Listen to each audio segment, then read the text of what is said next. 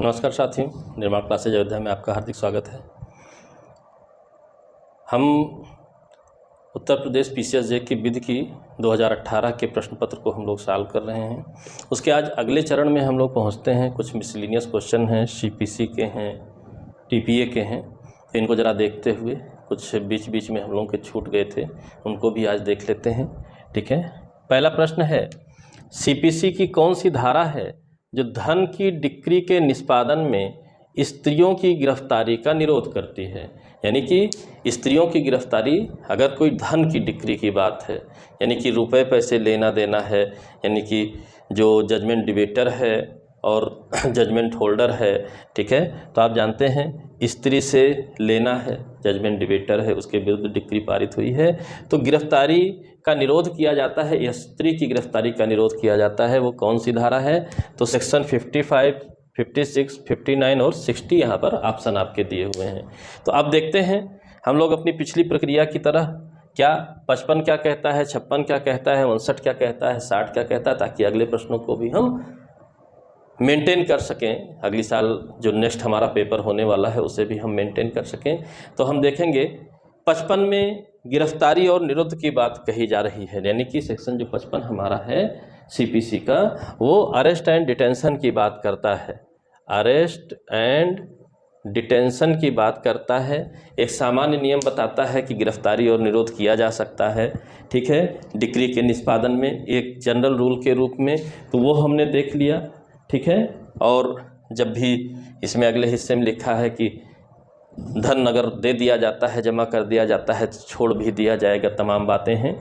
फिर 56 स्पष्ट कहता है कि prohibition of arrest and detention of women in execution of decree for money, यानी कि धारा 56 सीधे तौर पर उत्तर हमें मिल रहा है धारा 56 की गिरफ्तारी का निरोध कर दिया गया है महिलाओं के, कि अगर धन के निष्पादन की डिक्री है और महिला की गिरफ्तारी की जानी है तो उसे निरुद्ध कर दिया गया है कि नहीं किया जा सकता है, उसे डिटेंशन में नहीं रखा जा सकता है, ठीक है, सारी चीज़ों का निषेध कर दिया गया है।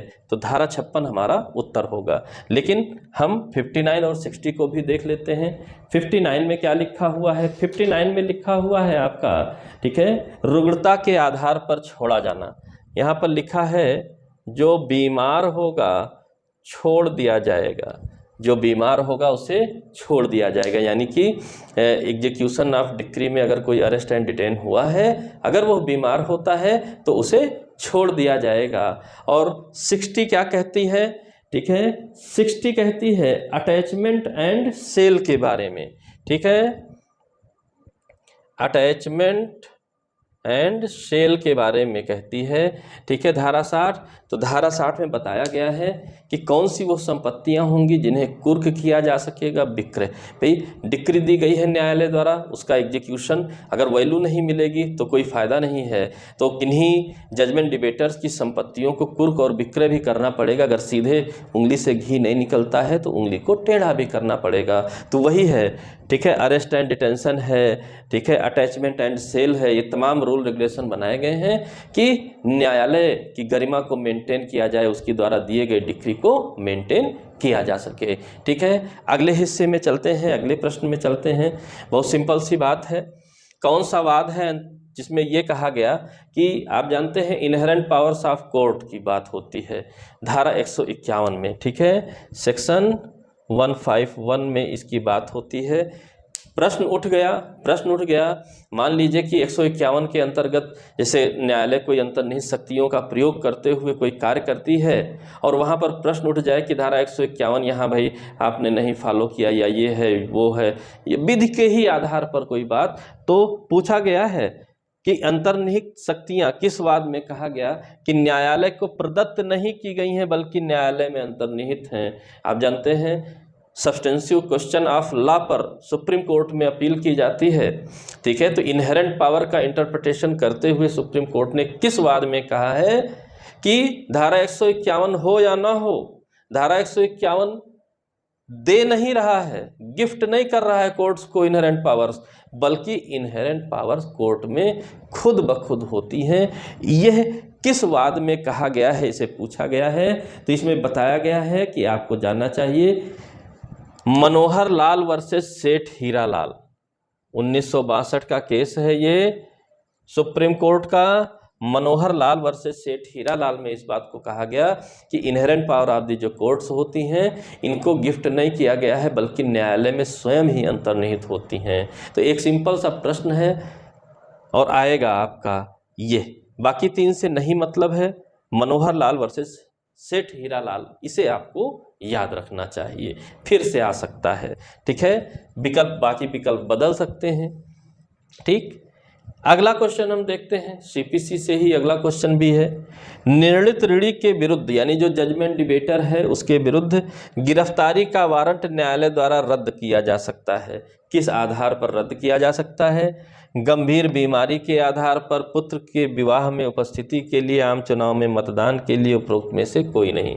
तो आप देखिए, हम लोगों ने बात की थी, कई बार ये हमारी आपकी चर्चा हो चुकी है कि अगर आप प्रश्नों को सही से सॉल्व करते हैं, फिलहाल तो हमको सॉल्व यहाँ पर करना है, लेकिन अगर ऐसी आदत आपकी पड़ी हुई है तो वहाँ एग्जामिनेशन हॉल में भी आपको तमाम लाभ मिलेगा। अभी देखिए, एक प्रश्न पहले एक प्रश्न आया था कि 55, 56, 59 और 60 पर हम लोगों ने चर्चा करते हुए क्या पढ़ा कि 59 में हमने देखा था बीमार को छोड़ दिया जाएगा, वारंट के एग्जीक्यूशन को रद्द कर दिया जाएगा। तो सेक्शन 59 के अनुसार गंभीर बीमारी है तब उसको जेल में बंद करके इलाज कैसे करेंगे, उसे तो हॉस्पिटल में रहना चाहिए, तो उसका अरेस्ट वारंट कैंसिल कर दिया जाता है। इस बात को आपको ध्यान रखना है।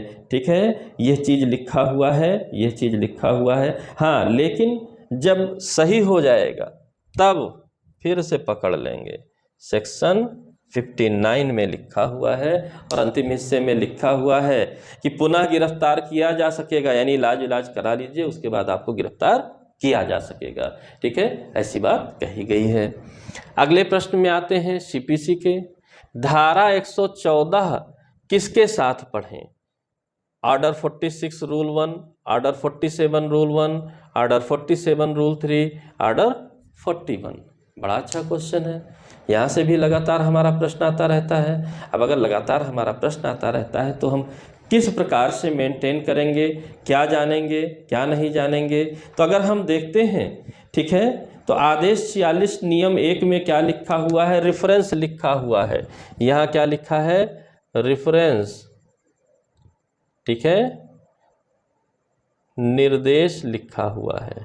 ठीक है, ऑर्डर 47 को अगर हम देखते हैं तो यहाँ पर क्या लिखा हुआ है? रिव्यू लिखा हुआ है, पुनर्विलोकन लिखा हुआ है। यहाँ रिव्यू लिखा हुआ है, पुनर्विलोकन लिखा है। ठीक है, ऑर्डर 47 में 47 ये भी है, ये भी है, सेम टू सेम है, रिव्यू।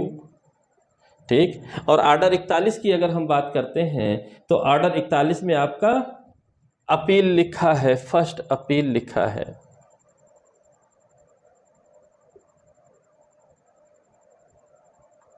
फर्स्ट अपील लिखा हुआ है, बड़ी अच्छी बात।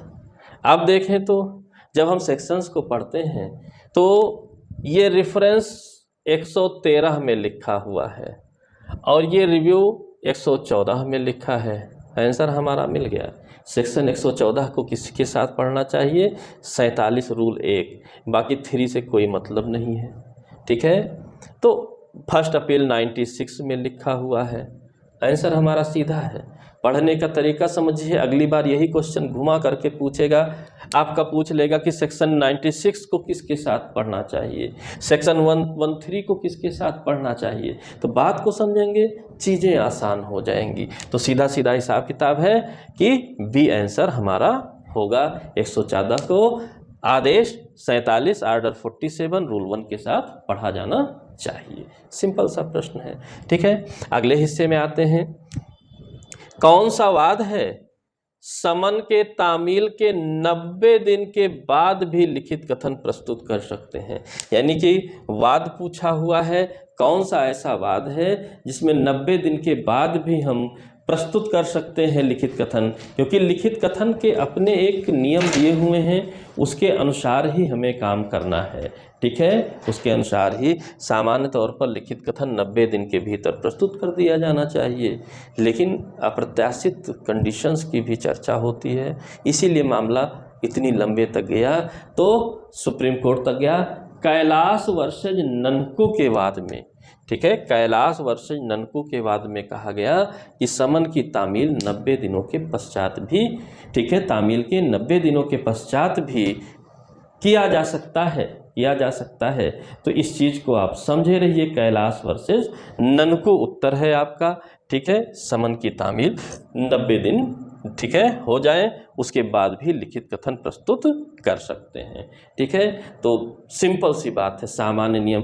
अगर हम रिटन स्टेटमेंट की बात करते हैं, लिखित कथन की बात करते हैं, तो आप जानते हैं, ठीक है, आदेश 8 में लिखित कथन की बात कही गई है।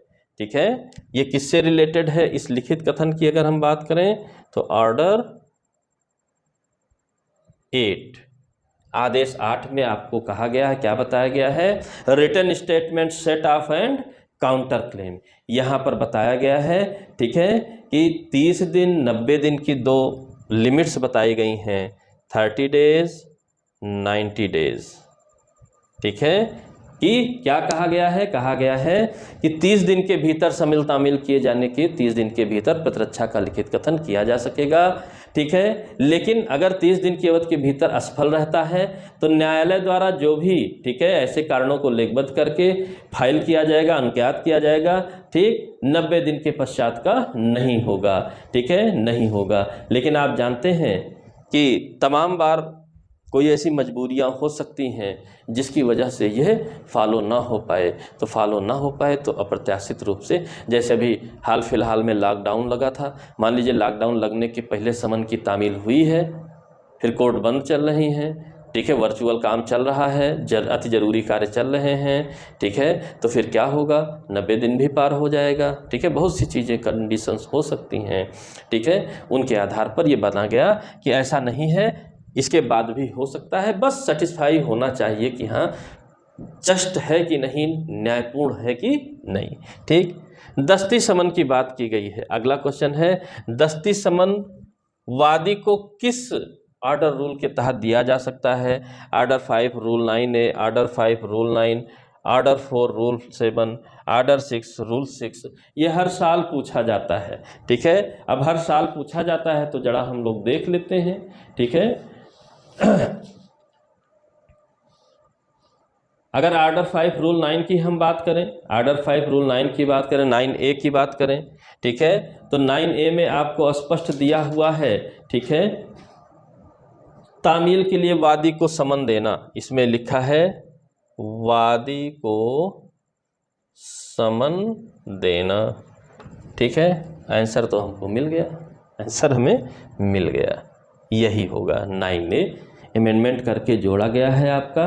ठीक है, ताकि आसान न्याय हो सके, आसान न्याय हो सके। 9 में क्या है? समन की तामील के लिए, जैसे कुरियर द्वारा, प्रॉपर वे। ठीक है, ऑर्डर 4 रूल 7 की अगर हम बात करते हैं तो ऑर्डर 4 रूल 7 में क्या है? ठीक है, तो ऑर्डर 4 में तो भाई रूल 7 है ही नहीं, यहाँ तो है ही नहीं। ऑर्डर 4 तो बड़ा सिंपल सा है, वादों का संस्थित किया जाना, और 1 और 2 के अलावा कुछ है ही नहीं।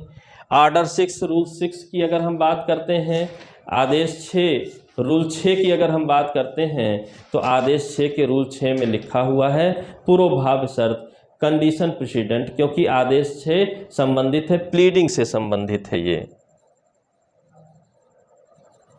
तो समन से संबंधित ही ऑर्डर 5 है, तो ये नहीं होगा, यह नहीं होगा, स्पष्ट बात है।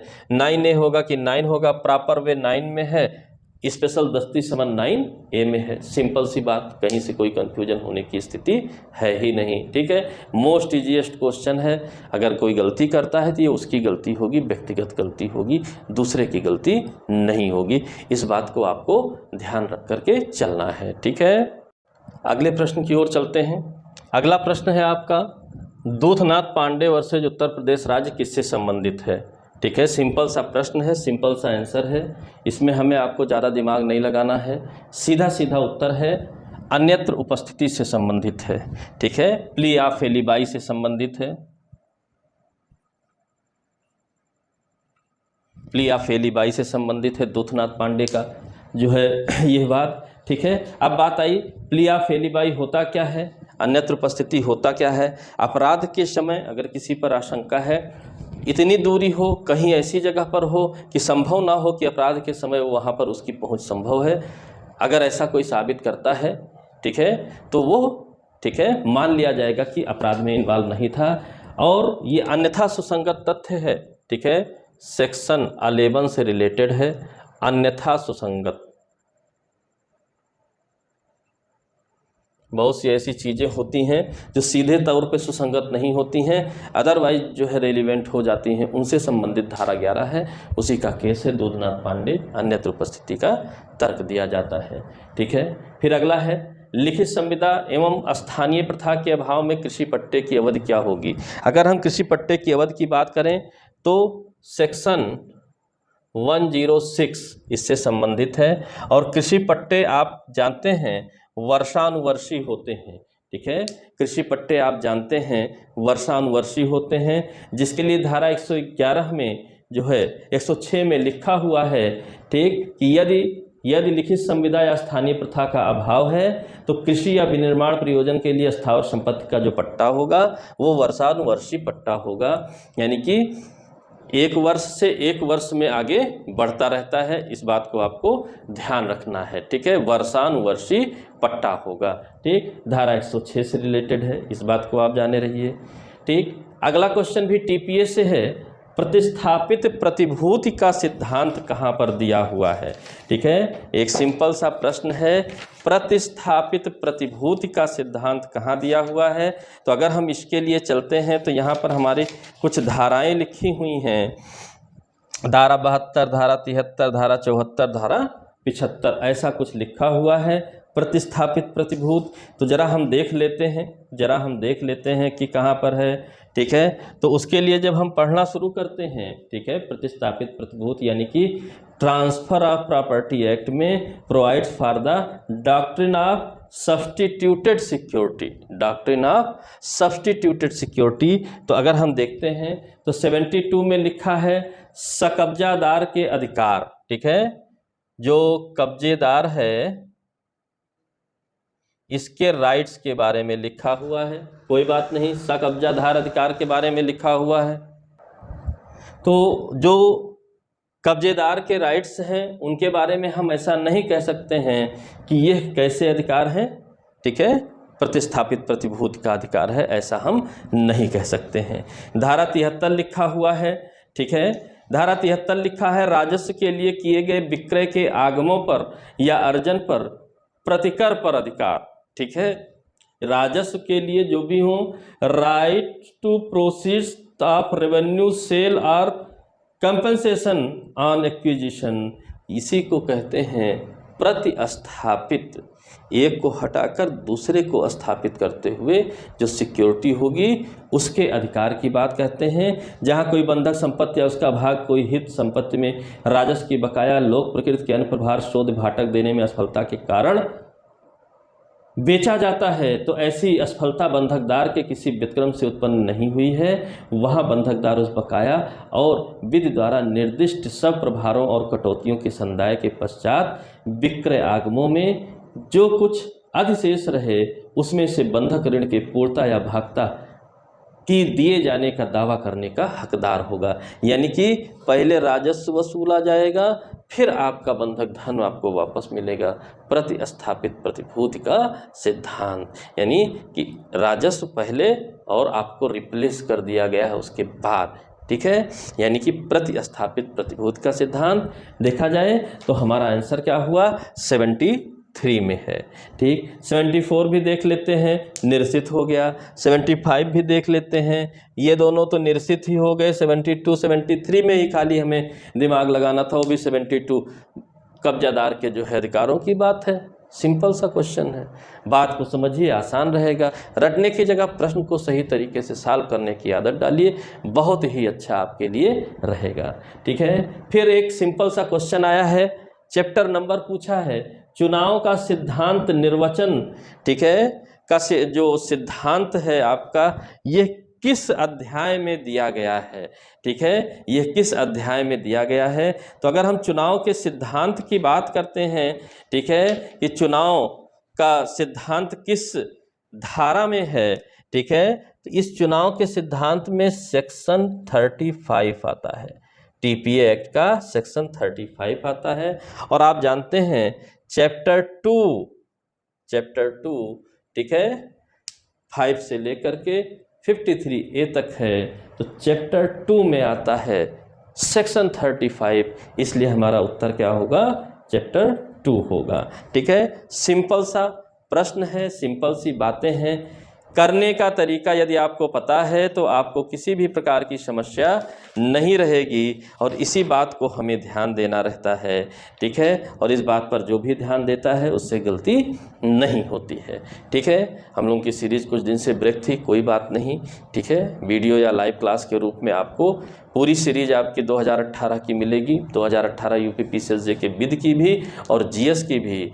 अगले वीडियो के साथ, अगले प्रश्नों के साथ मैं आपके समझ पुनः उपस्थित रहूँगा। यदि आपको अच्छा लगा हो, वीडियो को लाइक करिए, शेयर करिए, सब्सक्राइब करिए और कराइए, ताकि ज़्यादा से ज़्यादा लोग लाभ पा सकें। तब तक के लिए जय हिंद, जय भारत, धन्यवाद।